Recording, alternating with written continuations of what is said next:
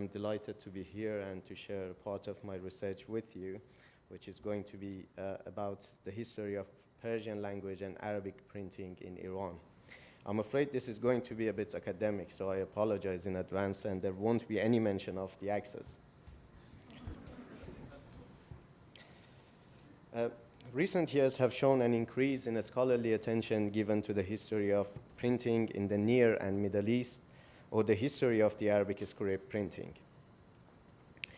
This also includes a number of articles, theses, and monographs written in the English language dedicated to the history of Arabic script printing.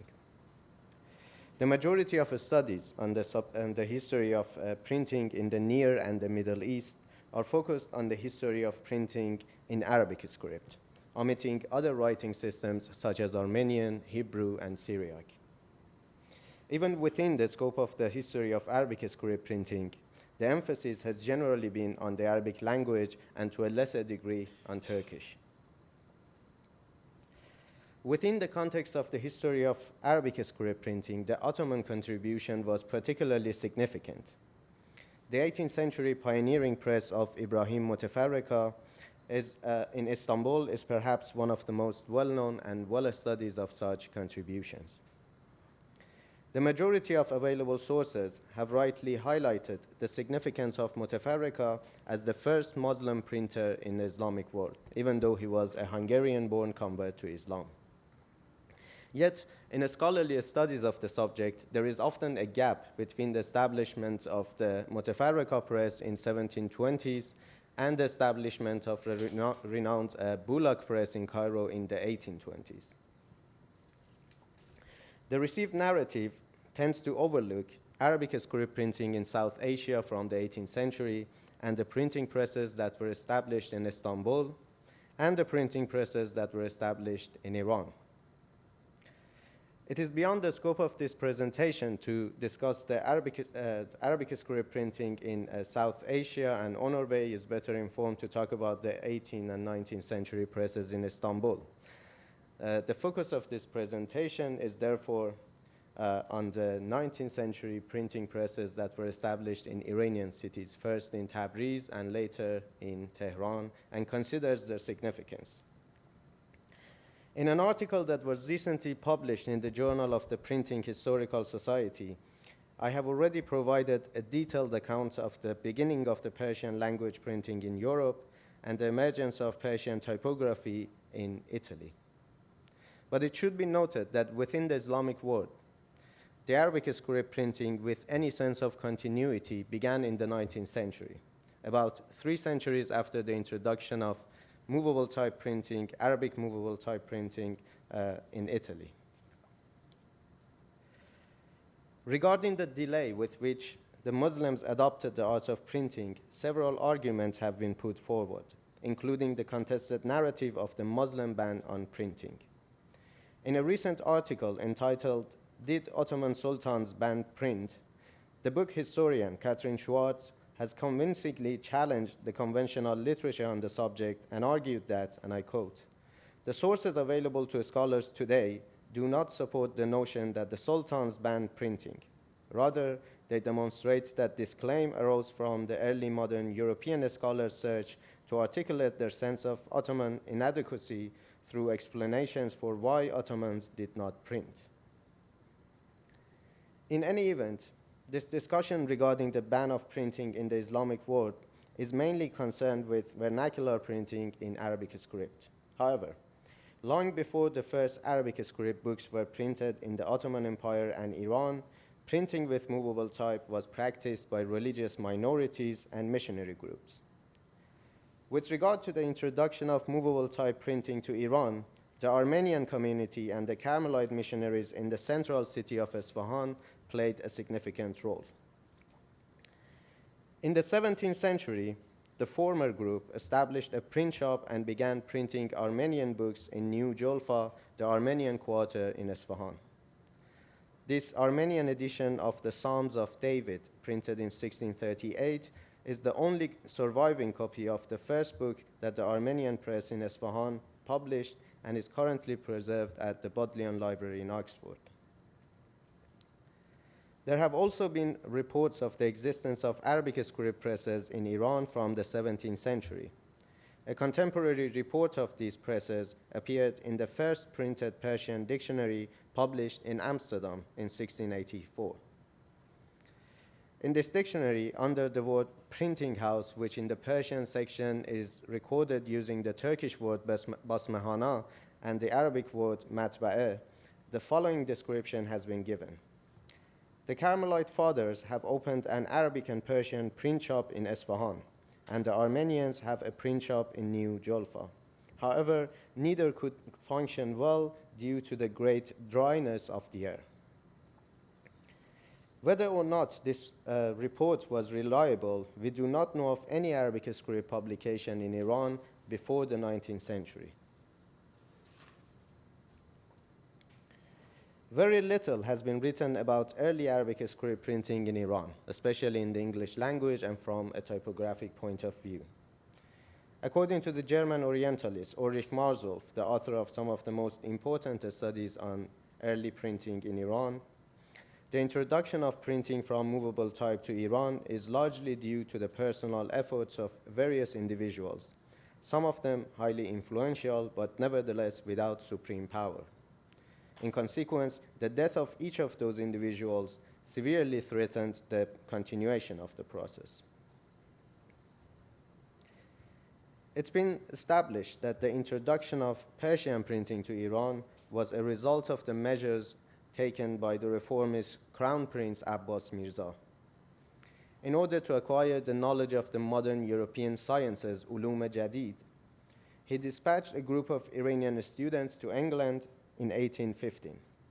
One of these students was Mirza Saleh Shirazi, who is considered a significant figure in the history of printing in Iran. Mirza Saleh kept a journal of the time he spent in England from 1815 to 1819, a manuscript of which is currently held at the British Library. Mirza Saleh's journal reveals significant information regarding his interest in the art of printing, which led him to an apprenticeship under an English printer and type founder, most likely Richard Watts.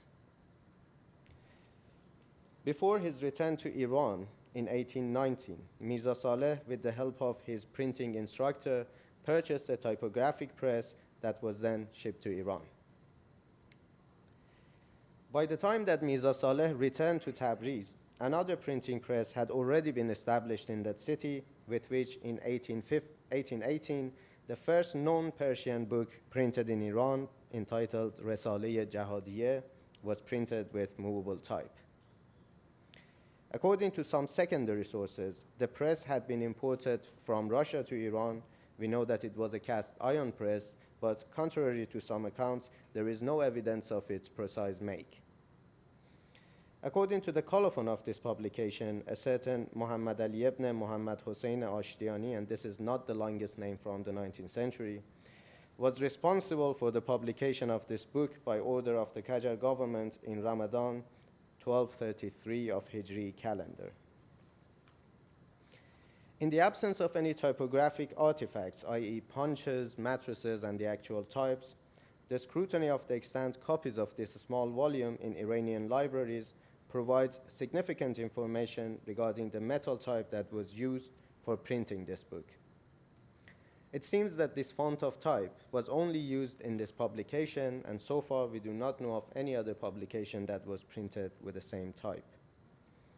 One of the most significant aspects of this type, which the few existing studies have failed to discuss accurately, is the writing style on which this type was modeled. It is often thought that in Iran, most of the manuscripts and printed books were in Nasaliq style, and that the Persian speakers always resisted the use of the Naskh style. Yet, there are many existing examples of Persian manuscripts and publications in the Naskh style which contradicts this assumption. This was, however, the Persian flavor of the Naskh that has distinct characteristics from the Ottoman Naskh, which is the better known form today. To give you an overview of the Persian Naskh, I would like to highlight some of the most significant characteristics of this style. Unlike the usually slanted Ottoman Naskh, the Persian nasq is much more upright, less cascading and more horizontally aligned, and even more rounded. In this style, some of the characters similar to the Nasta'liq style have a filled or blind counter. In the case of the letter Vav, the final form has an open counter and the isolated form has a blind counter. The Re and Vav groups in their isolated form are usually written above the baseline.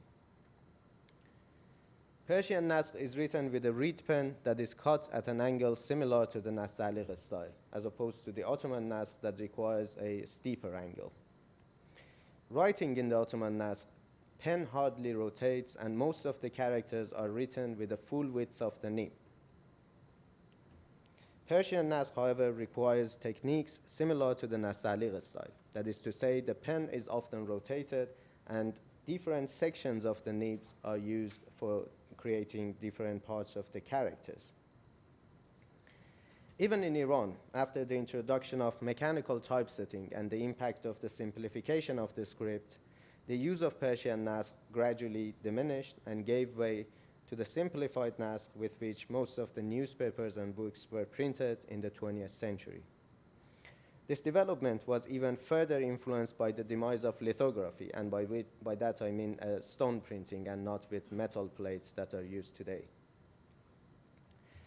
The awareness of the characteristics of this style is crucial in understanding the development of the Persian typographic taste. Perhaps due to the lack of familiarity with this style, the few studies of early Arabic script types in Iran have often reached uninformed conclusions. The historian Niall Green, in his article entitled Persian Print and the Stanhope Revolution, Industrialization, Evangelicalism, and the Birth of Printing in Early Qajar Iran, has compared the type used for printing the 1818 Jahadiyeh with the type used in the 1815 Persian New Testament published in St. Petersburg.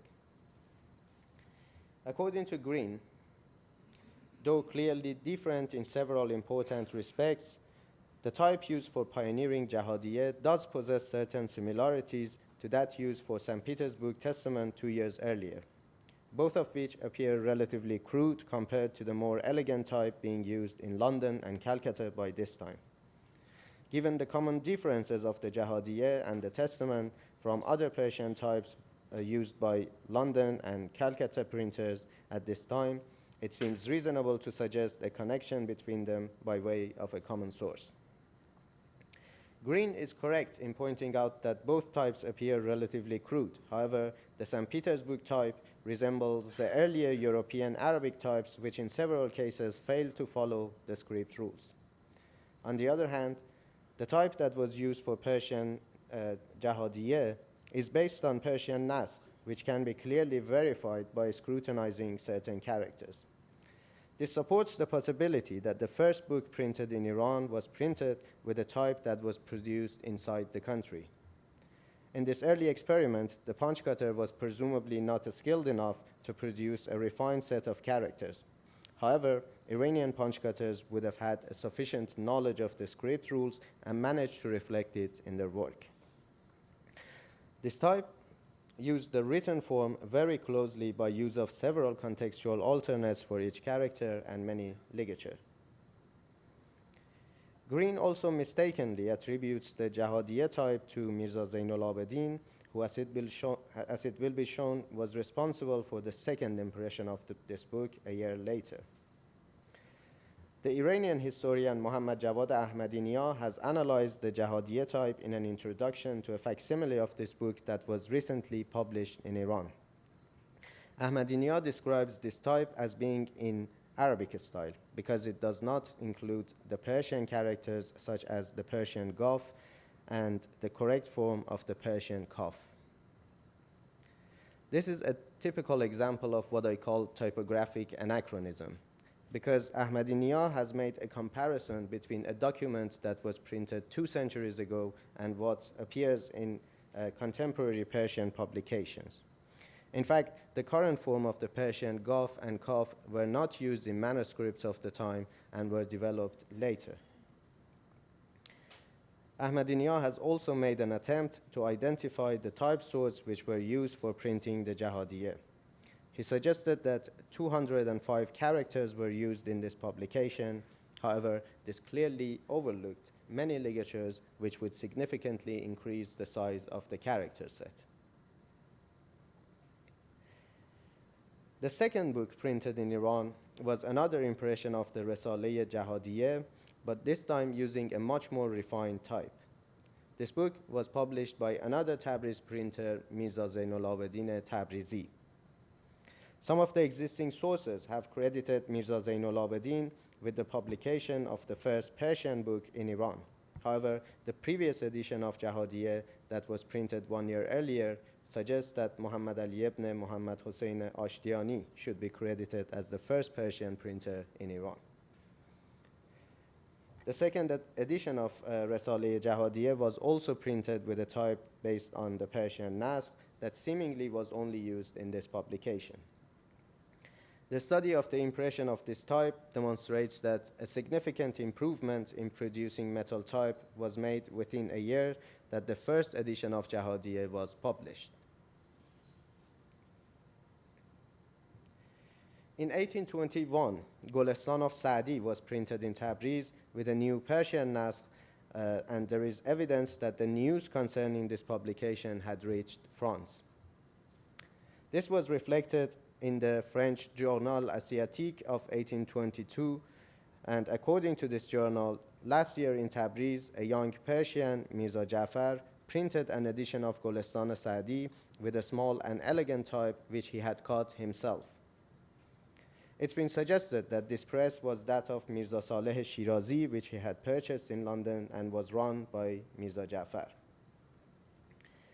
The study of these early types indicate that at this point, Iranian printers were able to produce well-executed types, both from the point of view of elegance and the imitation of the written forms. I would even argue that these early Persian Nasq types are some of the most successful Arabic script types that were produced by this time. In this slide, you can see how contextual alternates are used and how characters are tightly kerned, which was not an easy task when typesetting with metal type. The Tabriz presses continued their operation with movable type and from the 1830s with lithography. The already mentioned Mirza Saleh Shirazi was responsible for establishing the first lithographic press in Tabriz, and for that matter in Iran. A few years later, Mirza Saleh published the first Iranian newspaper in Tehran under the royal decree of Muhammad Shah Qajar. So far, we know of only 2 existing copies of Mirza Saleh's untitled lithographed newspaper that is usually referred to as Kagaz Akhbar, a literal translation of newspaper. These copies were identified in the 1960s at the British Museum by the Iranian historian Ali Moshiri. But since these newspapers were not catalogued, until last month I was not able to locate them. What you see here is an issue of the first Iranian newspaper from Rabiul Thani 1253, or 5th of July to 2nd of August 1837, which to my knowledge has never been publicly shown before. The main headline, which is written in Raqa style, reads, "News of the month of Rabiul Thani 1253 that was printed in Darul Khilafeh, or the abode of the Caliphate of Tehran." The main text is written in an elegant Nasalikh hand with the name of the cities and countries highlighted in Raqa style. And on the top, you can see the illustration of the emblem of Mamalik Mahruseh Iran, or the guarded domain of Iran, that is called Shir o Khorshid, or the lion and sun. Contemporary accounts of the early development of Iranian presses are very scarce. However, I have come across a few sources from the time which provide significant information regarding the operation of the early Iranian presses. Azael Grant, one of the first American missionaries to Iran, wrote an informative yet partially condescending description of the printing presses in Tabriz. According to Grant, while in that city, Tabriz, I visited a Persian printing office and type foundry, where beautiful type was cast and 2 lithographic presses were in constant operation. The whole was the work of Persian ingenuity. The presses were made by Persians and worked by Persian printers. The type foundry, though on a smaller scale, was by far the most interesting sight I have seen among the Mohammedans in Persia.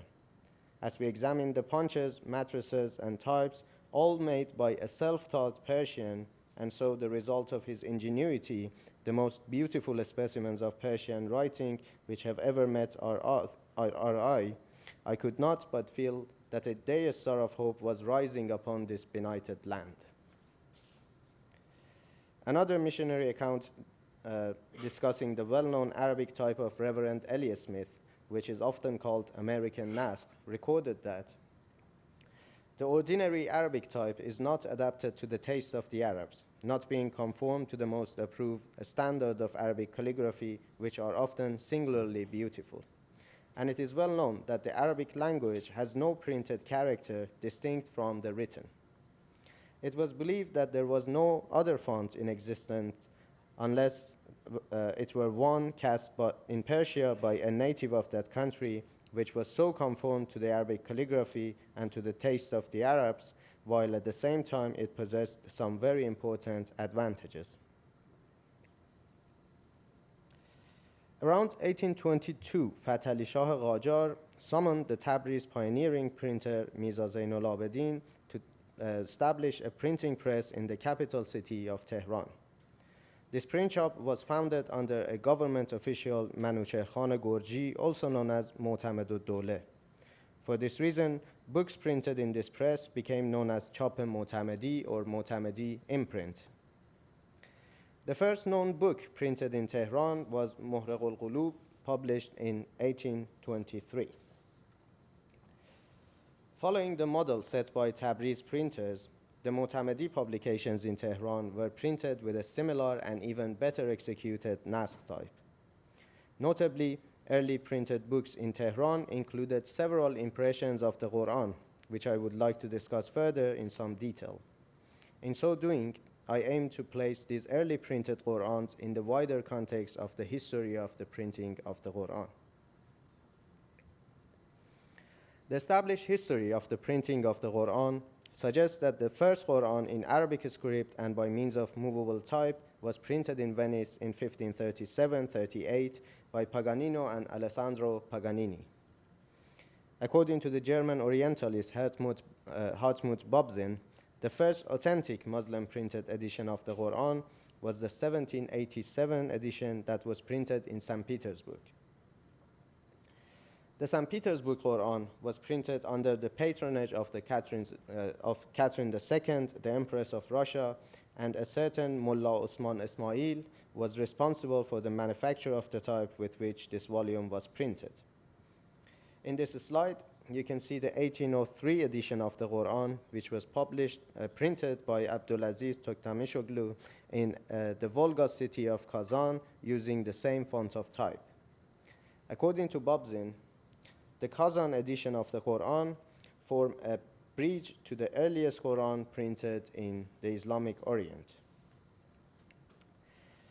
Regarding the printing of the Quran in the Islamic world, the existing literature on the subject does not discuss the matter in sufficient detail and curiously overlooks the pioneering printing of the Quran in Iran.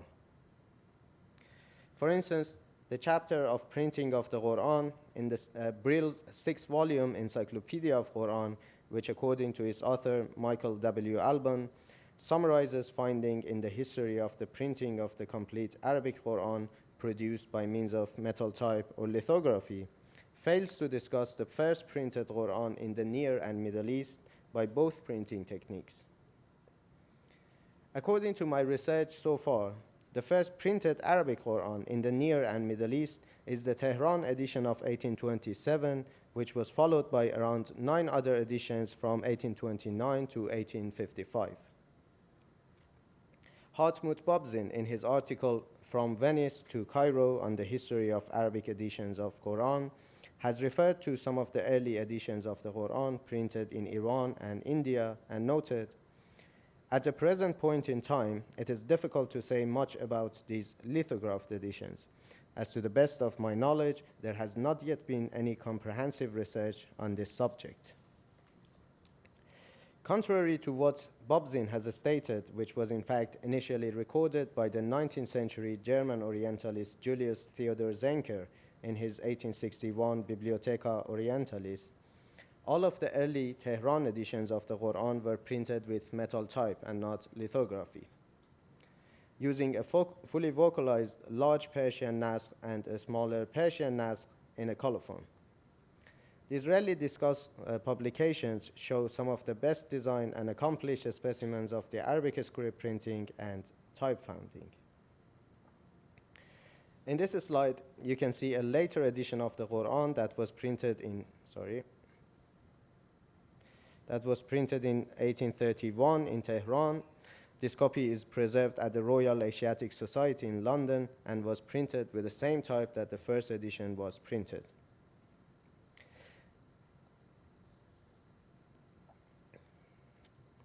I cannot resist the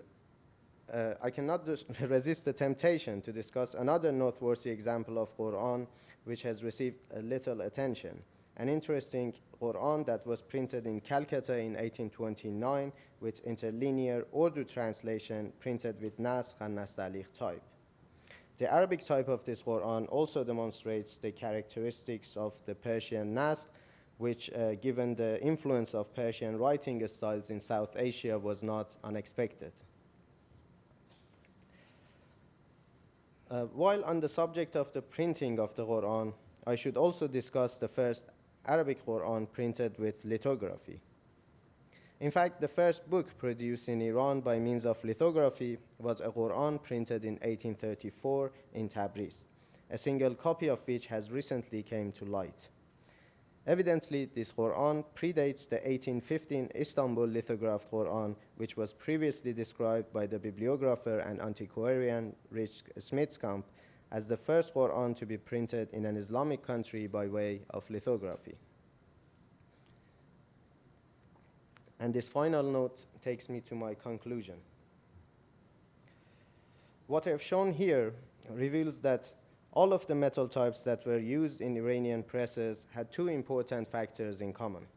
Firstly, contemporary reports states that they were designed and produced by native of that country, and secondly, they were all based on the Persian flavor of the nasq. Persian nasq, which is hardly discussed today, was commonly used in different genres of text production, i.e. manuscripts, letterpress printing, and later lithograph publications in Iran. The comparison of the Persian nasq types of the Tehran Quran with one of the most significant 19th century Ottoman nasq types cut by Ohanes Mohandesian is particularly informative to underline the typographic taste in those regions.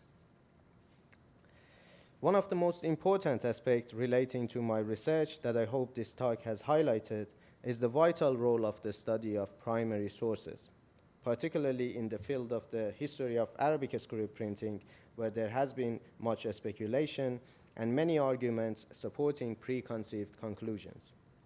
I hope also to have highlighted the importance of the non-European sources, which contain crucial information that printing history has overlooked. This talk has shown that the conventional narrative relating to Arabic script printing history has often been partial, ignoring the contribution of specific language communities that use the Arabic script. In the case of the Iranian contribution to this history, the early Persian nasq types and pioneering printing of the Quran are just some of the historically significant developments that demonstrates the necessity for a serious reconsideration of the established history of the Arabic script and type founding. Thank you for your patience.